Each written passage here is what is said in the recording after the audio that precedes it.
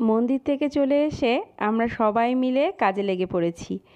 সবাই মিলে বেলুন ফোলাতে ভীষণ ব্যস্ত। আমি একদম বেলুন ফোলাতে পারি না, পেছনে বসে বসে গল্প দিচ্ছি। সবাই বেলুন ফোলাচ্ছে আর আমি যেটুকু পারি সেটুকুর ব্যবস্থাই করছিলাম। ওই ফুল দিয়ে একটা জায়গায় কেক রাখা হবে, সেটাকে একটু গোলাপ দিয়ে ডেকোরেশন করছিলাম। আমার এর থেকে বেশি কিছু ক্ষমতা নেই, জানো না, আমি কিছুই করতে পারি না। ভীষণ মজা করে করে সবাই এই কাজগুলো করা হচ্ছিল। আর এই দেখো বাচ্চাদের যেটা কাজ, ওরা তো সেটা করবেই, লাফালাফি হুড়োহুড়ি। বৌদিরা সব বেলুনগুলোকে দেয়ালে সেট করে দিল, কেকটা নিয়ে আসা হয়ে গেল। এবার তোমরা নিশ্চয়ই বুঝতে পারছো অনুষ্ঠানটা কি হতে চলেছে। এই অনুষ্ঠানের ভিডিওটা নেক্সট ভিডিওতে শেয়ার করব। তোমাদের যদি আমার এই ভিডিওগুলো যদি ভালো লাগে, আমার চ্যানেলটাকে অবশ্যই সাবস্ক্রাইব করো, লাইক কমেন্ট করতে কিন্তু একদমই ভুলো না।